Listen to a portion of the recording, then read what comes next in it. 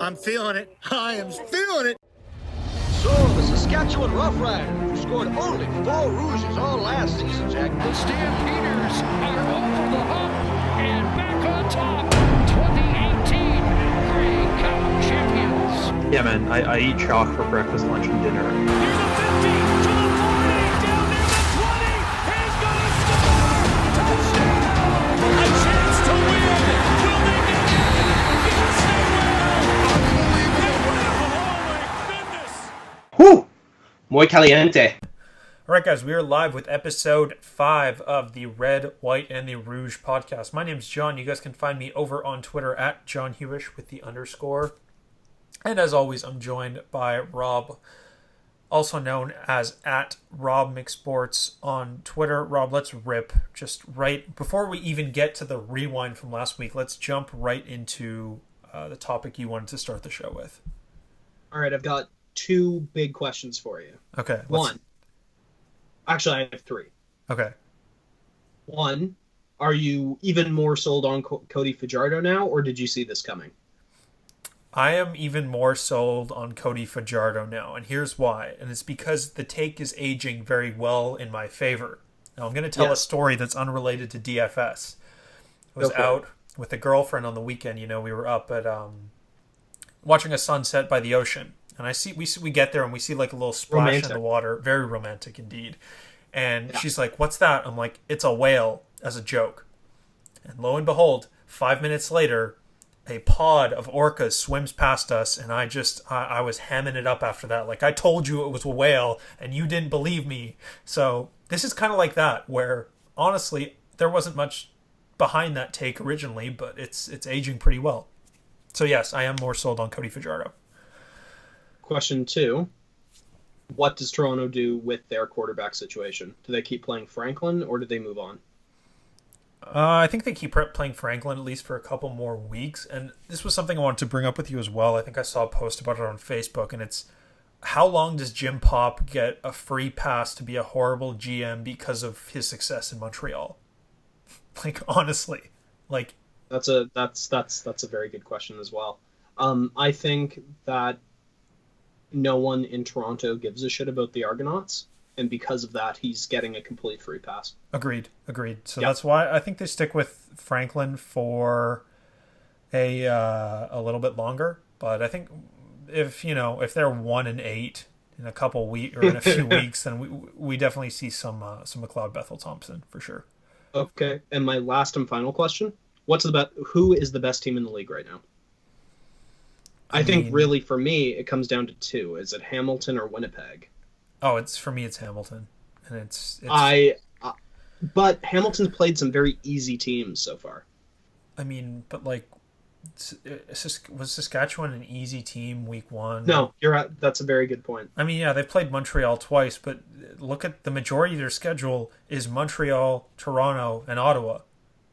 So, I mean, when you play teams like that, you're going to look really good, and that builds confidence. And when you go up against teams in the West, then you're already at that level, right? Like, they're not making mistakes against these bad teams. Like, fuck, I'm gonna rip into Winnipeg. They're flawless. When we get to that, because Winnipeg is just what they were doing was just awful, terrible. I guess without further ado, is there anything else you want to talk about, or can we start the rewind? Nope. Lonas, play the music. I told you. What did I tell you? Didn't I tell you? 'Cause I told you. Mm-hmm. All right, guys. So looking back at week 3, almost said week 4. I'll start off talking from a DFS perspective. The lineup for the Jewels that I had a hunch about finished with 182.9 points and was good enough for second in the $33 bootleg on DraftKings and 22nd in the big contest. So didn't expect Eric Rogers to get 3 touchdowns, but that hunch worked out, even though Don Jackson really put up a stinker last week. I know you were getting some flack for that. Care to defend that take now? I'm going to defend the shit out of my takes from last week, okay? If there's one thing about me, I stand by my takes. First off, I will agree, not an amazing week for me. However, if anyone on earth called Whitehead on Winnipeg being basically the only person Matt Nichols threw to all week, then they're geniuses. I see Chris Jones like down in Cleveland right now. Like I knew. And then if anyone saw the Lions defense coming out and being ridiculous against the run, I'd like to point out that Don Jackson got about 5 less carries than he not even carries, 5 less touches than he normally would, because the Lions were ahead for most of the game. Therefore, Calgary wasn't trying to kill the clock and run the ball. I expected the Lions to get absolutely destroyed, and therefore I thought that Don Jackson would get a few more carries. They should have. Didn't work out. Like, it was just stupid penalties by Calgary is literally how BC built, what was it, like a 20-point lead, or were they up 21-6 or something? I don't know. You're absolutely right. It was just You're stupid penalties. Undisciplined, stupid. And you could tell, they talked to Dave Dickinson at halftime. He was not happy. Like, the people were at, what do you say to them? And he said, well, we don't say anything. Guys need to do it or get out. Damn. And Dave Dickinson has had more concussions than anyone, so when he gets mad, I'm not always sure if he's really mad or just dealing with something. But no, he was actually very angry. So yeah, those were my 2 bad takes. I will point out though, I did pick the best quarterback receiver option of the week with Mazzoli, and no, I mean, I think, no. Fajardo scored more points, I think. No, Fajardo scored like 4 less points, but he saved you like 20-something hundred. So better point per dollar basis play. I also played a Fajardo lineup, to be fair. I don't think I wanted to rip into Winnipeg. I think I wanted to rip into Edmonton, actually. I was saying last week that Winnipeg should not have been credited with a win for the way they played for Edmonton. Edmonton couldn't score a touchdown. They kicked 7 field goals. Trevor Harris he's hitting his receivers in the hands and they're dropping it. They're running fucking delayed handoffs on 3rd and 1. Like, what the fuck is going on? You will never convince the CFL that the delay handoff on 3rd and 1 is not the right call. That's like a CFL tradition. It's like the random reverse. It's like, are we playing Pop Warner? It's ridiculous. But so yeah, bad. Yeah, it's that's just bad play calling. Honestly, no, I don't understand why every play isn't a QB sneak on 3rd and 1. It should be every time, because how often does it fail? It failed BC at the end of the first half, but otherwise, yeah, that's so typical. Honestly, God, I'm gonna love watching this team crash and burn all year. It also failed. When Hamilton did it against Montreal in Week 1. Yes. Wamba, he was, oh my God, he was so in the zone. Like, you could see his eyes, and they did it in slow motion afterwards. And you looked at his eyes. That guy was mad, and I don't blame him. He's playing for Montreal, and they're horrible. So it's amazing in a 9-team league now that there are teams that are so terrible, but somehow they're doing it. Yeah, it's weird how we go week to week, but. I guess speaking of which, let's start talking about Week 4. Jules 3-0 heading into this week. Just get started there. I think you started like 5-0 last week, and then I ended up coming back with a 6-win streak. So don't be surprised. Yeah, no, I shouldn't get too excited yet. Actually, yeah, don't get too excited yet. It's an 18-game season, buddy. Anyway, before we get into the show, guys, if you're listening to this on SoundCloud, but you want to be listening to it on iTunes or Google Play or YouTube, for all you guys, our editor Lonis does an awesome little edit for the YouTube video. I highly recommend checking that out. But if you're not listening on your preferred platform right now, the podcast is available on the 3 other platforms that I just mentioned. First game of the week is Hamilton at Montreal this week. Hamilton are 12.5-point favorites. The total in this one is 56.5. Is there any reason not to go back to Mazzoli this week, especially with the better kind of value options on the board? I don't think there's a specific reason to say no to Mazzoli. You could argue that you can fit other guys in if you don't play Mazzoli. I think this is the first time in like 3 years Mike Riley is not the top most expensive quarterback, which is shocking, but I enjoy it. Just a little bit of variation. Jeremiah Mazzoli's been crazy good. And obviously they destroyed Montreal last week. My only thing is that there's a chance Montreal's going to watch film and be a little bit more prepared for the offense. I think there's a chance that Hamilton could absolutely destroy them anyway, just because they have so many weapons. but I wouldn't be surprised if he doesn't put up 40 points next week. Wow, 40. That's ambitious. Well, he put up 40 last week. Yeah, that's true. I mean, I'm saying I don't think he will put up 40 again. Sorry. I thought you said. Yeah, no. I don't think he'll do it again. He could easily hit 30. Oh, but yeah, for sure. I don't see him hitting 40 again. Running back situation, Sean Thomas Arlington, $1,200 price bump. He was super chalk last week. He scored 30 points, but like, what was it, 17? I think I counted 17 of those 30 points came on one 75-yard touchdown pass. If he doesn't catch that touchdown, he doesn't get the 100-yard bonus. Doesn't, all this and that. So he really only puts up like 14 points last week without that touchdown. Do you go back to him here even with a price bump? I don't, and everyone knows how much I love Sean Thomas Arlington. He's getting a little expensive. That's why I think playing him early in the season was such a smart move. Not to toot my own horn or anything, but he's a legitimate running back, and I think he's very good. But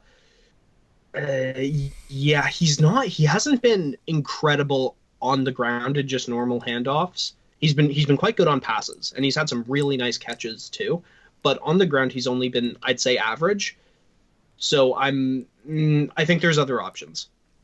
I'm definitely willing to go back to William Stanback at 6,300. He's very involved in the offense like we expected he would be. And at his price, I don't think it's unreasonable to expect him 15, 16 points again with the upside to score a touchdown, which would put him over 20. Love Stanback. I like that a lot too. Just remember that the Hamilton defense has been good, but they've been really good against the pass. They've been average against the run. With that being said, do you look at any of the Montreal receivers, especially if Devere Posey sits? I think you could play Cunningham as a kind of medium price play. I'm not going to be playing him because Hamilton's defense is so good, but it's not an indefensible position to play him. Mm-hmm. He's been very good, better than I thought he would be. Definitely. Yeah. Brandon Banks is 10,000. I think you kind of got to go back to him here, just the way he's been playing. Luke Tasker, 7,800. We don't know if he's going to be back or not. For you guys who don't know, his injury wasn't that serious, but they took him to the locker room week 1. He was like coughing up blood and shit, and they said, "Oh, it's not related to the football injury," which is more concerning, if anything. So honestly, I don't know if we see him back anytime soon. I really hope we do, though. But, of course, if we don't, then it's Braylon Addison who gets the bump again at 8,100. Very involved last week. Mazzoli really has eyes for Addison and Banks. And, Montreal can watch as much film as they want. They're not catching Brandon Banks. Luke Tasker's a very handsome man, too. I hadn't seen him without a helmet on. Saw him last week on the sideline. Oh, he's gorgeous flow. He's got gorgeous flow. He's a Brock Besser type, just a good-looking young man. Anyway, but yeah, the Brandon Banks, Braylon Addison pairing is really good. I can totally see running a Jeremiah Mazzoli and friends stack this week. Unfortunately, though, we are getting to a point where you're kind of being priced out of that, unless you want to play absolutely horrible other players. But it's a good play. If Tasker is playing, play him. 7,800, he will most definitely be worth it. Agreed. Let's hop into Winnipeg. They're going to Ottawa to face the Red Blacks, who are 4-point favorites, and the total in this one is 54.5. Dominique Davis is 9,000. Do you want to use him here against Winnipeg? I actually as I've said all year, I like Dominique Davis an awful lot. He's a quintessential athletic player. I think Winnipeg's been too good defensively, and I think guys like Adam Bighill are too big of weapons against a quarterback scrambling, which is how Davis gets a lot of his points. So I don't play him this week, but once again, it isn't an indefensible position. I think Winnipeg is probably the best team in the West so far, and I would say definitely the best defense in the West.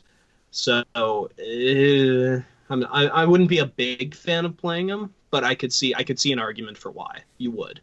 Yeah, he's my number 4 quarterback this week. I think I'll definitely try to get some exposure to him, even though DraftKings is making their highest prize pool contest nearly unplayable because of the terrible payout structure. Guys, go tweet at DraftKings. Tell them to change the payout structure of the Maple Leaf. Please. I'm fighting the I good need to fight get here, that. but there is not many people backing me on this. They're like, thanks for your feedback. We'll get it to the team and let them know. Yeah, they don't fucking care. The CFL team is like one person who's completely overwhelmed. Honestly, he's I'm running trying! CFL, AFL, esports all at once, which is just all by himself. All right, running backs. Andrew Harris and Moses Madu. Moses Madu's still 5,300. I'm totally fine to go back here. He is one of the best value plays on the board, in my opinion. Andrew Harris at 9,100, though. That's a lot. I mean, we called the fade last week. No, that's a lot. That's very expensive. And he wasn't good last week. I don't understand how he went up in price when he didn't have a good week. Everybody played him last week, too. I don't get it. Like, I don't know. I would not play Andrew Harris this week, and of course, because I'm saying that, he's going to put up 30 points. But like, he wasn't great last week, and the idea that his price went up is foolish to me. Especially when guys like Sean Thomas Erlington have been jumping in price and have been more productive so far this year. Man, I don't know. It's tough. Like, his floor for touches is so good, and I don't think we see Lucky Whitehead going. Like, it's hard. It's a tough spot, honestly, for me. Like, this isn't as cut and dry as it was last week with just kind of fading him. But just with the other options on the board this week, I'm not totally off Andrew Harris, to be honest. That's fair. That's fair. And I once again, I can see the argument. I will not be playing him because I think his price is too damn high. Too damn high. More people who are reasonably priced, though. R.J. Harris and Dominique Rhymes. Like, these guys, outstanding prices. They got big upside too at those prices, and I really want to get some Ottawa value, definitely for sure, at least for Moses Madu and in the receiving core as well. Somebody else to mention is Ryan Langford. He has his revenge game against the Bombers. He just returns punts, honestly, but he's only 3,700, and he is a very good kick returner. So this is a guy where, you know, you could expect close to double-digit points from, honestly, with how well he returns kicks. And again, it's just one of those plays where if you're really trying to punt a guy under 4K, this is one of the ones you'll want to look at, but obviously not, you know, not ideal to be playing guys that are under 4K in DFS. Any interest in either defense for you? Not in this game, no. Ottawa's been really high scoring all year, and though I think Winnipeg is very good, it's not a little bit risky for me. Okay. I don't have any real interest in either, so we can move on to BC at Toronto. Toronto are 7-point dogs, and the total in this one is 57.5. Mike Riley's price didn't move after last week, and I refuse to believe that is anything but a mistake.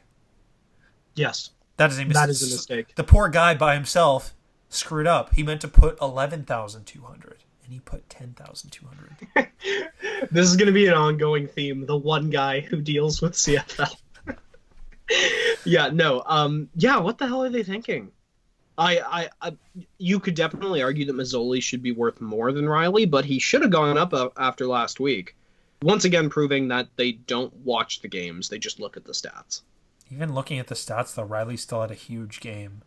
He did have a huge game. That was almost a coming out party for Mike Riley when it comes to his time in BC. That was the best we've seen him at quarterback so far, without a doubt. Yeah, hard to disagree with that. We'll see if they can get the first win this week. Running back situation, I'm kind of into, again, James Wilder Jr. is like a value play now that he's not like 8K, which he was priced at the beginning of the season. 6,600 for him is definitely an interesting price for the upside. I mean, he could go for 20, honestly. That he still has that upside if he gets the ball enough. Which obviously has been the issue for a while now. But personally, I'm not going back to John White. I feel like his performance was too similar to Sean Thomas Erlington. Obviously he didn't get all his points on one pass, but I can't see him catching 9 passes again this week. It's just too much. I actually disagree. I could see him doing that again, but it's the touchdowns that I don't see him getting again. Good point. At the same time, I wouldn't play him. But I think they're really, really, really trying to force a screen / running game into this team, and it worked last week. I don't think you can be upset with how the Lions offense played. But they're trying to add more balance, and that means they are going to force the ball into John White's hands because for some reason they refuse to play Rutley, and I don't understand why, but that's beside the point. Wideouts. Lamar Durant's the guy to pair with Mike Riley, especially if Brian Burden sits this one out. He's a force in the red zone. He's getting catches, and he's only 6K still, so love me some Lamar Durant. Levi and he's Noel. Canadian. Oh, good Canadian kid. Levi Noel, 5,100. He seems to be a presence in this Toronto offense at 5,100. There's not many other receivers that I really like in that range, in like the 5K range. So you could look at him, and Armani Edwards has done better than Darrell Walker and SJ Green to this point. So something to keep an eye on for sure, especially because his price dropped after last week, and I think he was the second highest receiver behind Noel because Noel got a touchdown. But I just to add on to that, if you really want like a severe value play that eventually is going to jump, is Javon Catoy for the Lions. Each week he's become more and more involved in the offense. He's one of these guys who's had a really impressive training camp. I believe he's 6'5", 220. So this is a big receiver who has a huge amount of upside. He actually played Canadian junior football. I've seen him in person. He's the same age as me, and I played football against him years ago. This guy's good, and I'm not saying maybe this week, but it's a guy that I think you should keep an eye on for later in the season, or if you want a guy that's the epitome of a buy low. He's getting slowly more and more involved in the offense. So at only 3K, if you're like really, really loading up, that would be the 3K guy to play. Any interest in BC's D? Actually, I that's who I'm going to be playing this week. I like BC's D this week. Toronto's a joke. And James Franklin isn't a quarterback. Like, oh my God, I'm so tired of James Franklin. I have no idea how he became a starting quarterback in this league. I have absolutely no idea. I've watched him play 8 or 9 games, and I have not seen a single thing that makes me go, damn, that guy should be playing. McLeod Bethel Thompson at the end of last year had 3 or 4 outstanding games where I was like, damn, this guy's a starting quarterback. Franklin hasn't done any of that, and he's still getting the play time. He must have photos of someone. I have no idea what's going on. It's backwards to me. It's absolutely backwards, and it's starting to frustrate me, as you can tell by my raised voice. Yeah, I know you like McLeod Bethel Thompson, so. Yeah, but it's not only that I like him. Franklin hasn't been good. No, honestly, he's been about as useless as Franklin the Turtle would be. Yeah, like he hasn't shown anything. No, he hasn't, and it's BC should be able to intercept him a couple times here. Yeah, if I could look at Franklin and say, okay, he's got this. Like, you could say Dominique Davis, not a fantastic passer, but he can run the ball. So I like Dominique Davis because he has an aspect of his game that I would put in the elite category for the CFL. There is nothing about James Franklin that I look at and go, oh, he's good at that, or even less so, he's elite at that. Mm-hmm. There's just nothing. Hard to argue with that. Yeah, sorry. I this has been bothering me. I listened to an interview about him on Donnie and the Moj in Vancouver on TSN 1040 today, and they were talking about Cody Fajardo and James Franklin. He was supposed to be the future of young CFL quarterbacks. James Franklin has not showed anything. Anyway, we can keep going, and he's being paid a ton. Speaking of Cody Fajardo, Calgary is in Saskatchewan as 3.5-point dogs, and the total in this one is 51. Cody Fajardo's 8,700.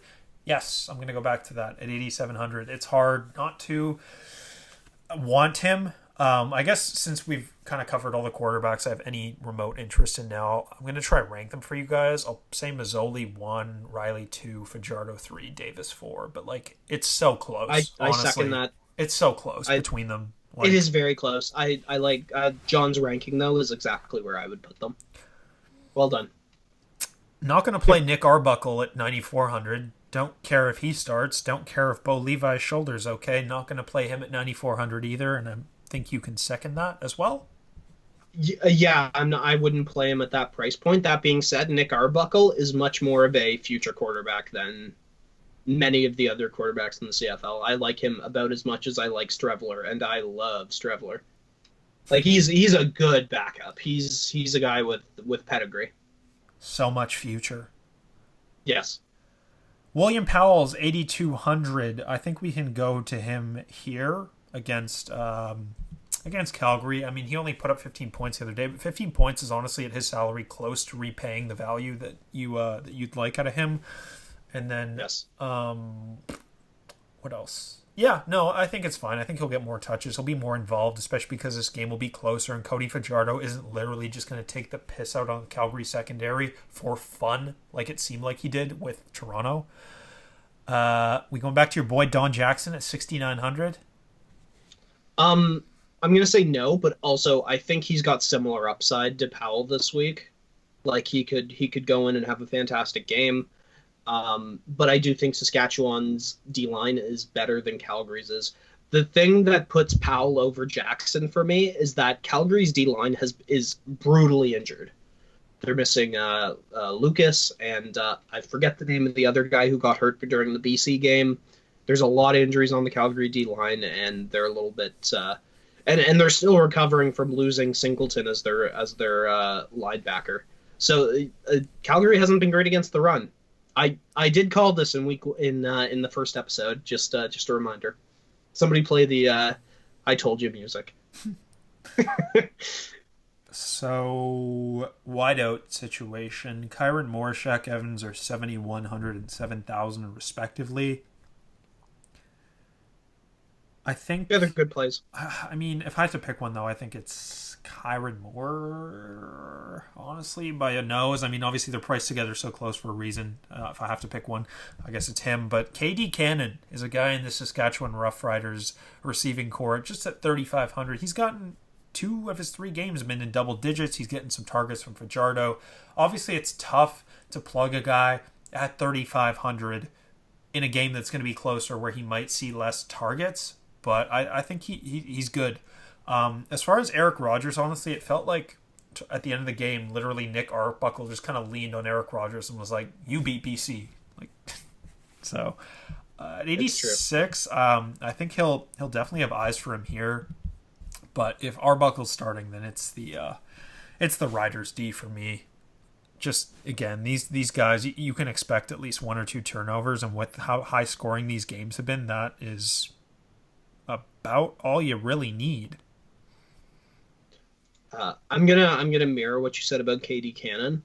This guy's only 23. I thought he was older than that. I just quickly Googled him. He's only 23, and he played at Baylor. Like, I put him in kind of the same category as Katoy, where we're going to see this guy become more and more part of the offense as the year progresses. So it might be not a bad idea to grab him when he's cheap now, just like I did with Sean Thomas Erlington. If you remember. Yes, I do remember.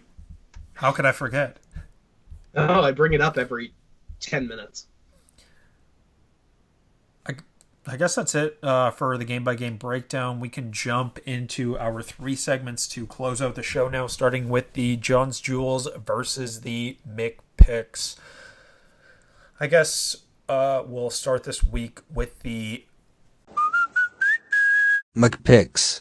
All right, so the picks this week are a little bit more... Well, you know what? They're the same as last week, basically, but I'm just trying to put it in a better light. I got really unlucky last week. All right, so this week I've got Mike Riley as my starting quarterback because I think that's probably the safest play, and Toronto's defense is just terrible. I've got Moses Madou Jr. in my running back slot. For receivers, I have Brendan Banks because Brendan Banks has become a player that if you don't have him, you look silly. Lamar Durant I have at 6,000 as a nice little pairing for Riley. Let's say that if Burnham does play, I'm going to make another lineup and switch things up a bit. At my first flex, I have William Powell. And at my other flex, I have Dominique Rhymes, who has one of the cooler names in the CFL and is also relatively underpriced. And then for my defense, I have the Lions D because Toronto can't do anything, and they're playing Franklin for reasons I don't understand. All right, time for the at quarterback this week. I'm gonna go with Mazzoli. As tough as that is, man, like I'm looking at this lineup now, and there's so many pivot options that I like, and honestly, I might make one. Just no, I'm gonna stick with what I made. Honestly, no, you know what? I will make this. Jeremiah Mazzoli at quarterback. Moses Madu is my first running back. Brandon Banks, because like Rob said, he is the Chris Williams of this year, where you just kind of have to play him, and it sucks. I hate it. I don't hate it because he's kind of fun to watch, and he's so fun to watch. No, he's fun to watch. Sorry, yes, but I hate the lack of diversity in the gambling. I mean, it was the same last year with Andrew Harris. There's this It's guy. true, It it's happens true. every year. Yeah.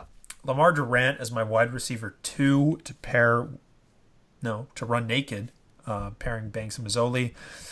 I have Andrew Harris and KD Cannon written out on our little docs page here. I'm going to switch it up to RJ Harris and William Standback. I'm going to go with those two. I like that better. I can see that combination. It's definitely safer and could definitely score me more points as well. But even if I just looking at it now, it's like, if I move Mazzoli down to Dominique Davis, then I can move Standback up to William Powell or Sean Thomas Erlington. So there are so many options to play around with this week with 2 quarterbacks worth playing at 2 different price points. So there's a lot to love here. Let's jump in. This is a fun week. It is fun. We're gonna have fun this week. Yeah. Okay. Second to last segment is the Price is Right. Moses Madu, come on down at only 5,300 in a game that I think is going to be relatively high scoring. There's a reason why I want Madu and some of the Ottawa receiving core. It's because I think A, they're underpriced, and B, it'll be high scoring relative to how many points we can expect them to score. And I think you're on that same boat with your Price is Right play as well. Yeah, I like Dominique Rhymes, 5,900. He's been great this year, and I think they're taking passes away from Brad Sinopoli because these guys have really shown themselves to be impact players, and I'm going to keep moving with that. Also, Brad Sinopoli he has to start aging at some point, right? Nah. He doesn't look like a football player. He's like no one in the CFL looks like a football player, John. Yeah, you're not wrong. Jeremiah Mazzoli, for example, he doesn't look like a football player. He looks like a university volleyball player. That's what he looks like. Brandon Banks. He looks like Eazy-E, and he talks like him too. I'm sorry, honestly. Brandon Banks. I do love you. But, honestly, the CFL is weird like that. You get these guys who are just who don't look like that. Cody Fajardo is one of my favorite meals of the week. But yeah, anyway. Sorry, that was lame. Locks of the week. Let's go. Let's finish it up with Lock of the week. Wow, it's a big lock. Speaking of big locks, Bombers +4 is my lock of the week this week. We've gone back-to-back the last 2 weeks. Guys, if you want other plays, I usually post them on Twitter. I definitely post them in the Slack chat I'm in with the Vicehood Slack. I always post my favorite play there. We went 3-1 last week, but obviously the lock is the play we're committing to, and I think the Bombers go into Ottawa, and honestly, they might win. If you want to take the money line, I don't hate that, but I'm taking them at +4. For my DFS lock, it's got to be Brandon Banks. I hate it, but it's like, I want to play with my quarterback. Can't lock in a quarterback. I want to play with my receivers and my value backs, but Brandon Banks, and honestly, to a certain extent, Lamar Durant are the 2 pieces of my lineup that I can say confidently will likely not be moving before Thursday. Yes, I agree with both those things because I have both Brandon Banks and Lamar Durant. For my gambling lock of the week, I have the Lions at -7. This is this is a for sure. I think the Lions will beat them by considerably more than 7. But, at the very least 7. And for my player lock of the week, I have Mike Riley because I think he's kind of in the zone, and there's just no way Toronto can stop them. And if you look at how Toronto was beaten the last few weeks, it's from the big play. It's from deep balls, and what is Mike Riley good at? That. Deep balls. Deep balls. Football. So, Mike Riley is my player lock of the week. Though Brendan Banks Burnham sits, though. Jeez. Yeah, I don't care if Burnham sits. That just means Deron Carter gets more time, and I love Deron. Honestly, yeah, you're right. Yeah, I they love have Deron too. Carter. They have too many threats at receiver. They just don't have a running back. But yeah. That seems like a good place to end it for week 4, guys. If you have questions, you know where to reach us. You can find us in the Vicehood Slack chat. Honestly, like, I'm not getting paid to promote this. It's literally just like a good It's group fun. of guys. It's fun. Yeah, it's I fun. like it. There's a lot of banter about it. That's it. Like, I'm not being paid to promote it or like doing I anything. most definitely am not. No. I'm definitely not being paid. No, you're getting bullied in there, if anything. Yeah, no, and you know what? That's fair. That's reasonable. It was not a great week, but I still stand by my picks. Yeah. Anyway, so if you guys want to talk CFL, honestly, before lock, there's a few guys in there that we chat with, so feel free to jump in. Vicehood.com, VICEHOOD.com, if you want to check that out. Go and do so, and you can talk with me and Rob, or you can talk to us on Twitter. We're not going to ignore you on Twitter. Don't worry. We love talking CFL wherever. Yeah. What a privilege it would be to speak with us about Canadian football. Yeah. All right. It's really like the most exciting thing. It is exciting, but some people don't treat it that way. Well, that's because they're wrong. They are just flat out wrong. Anyway, let's finish this up. It's been 35 minutes. Thank you guys very much for listening. We will talk to you next week. Best of luck this weekend. Adios. Bye.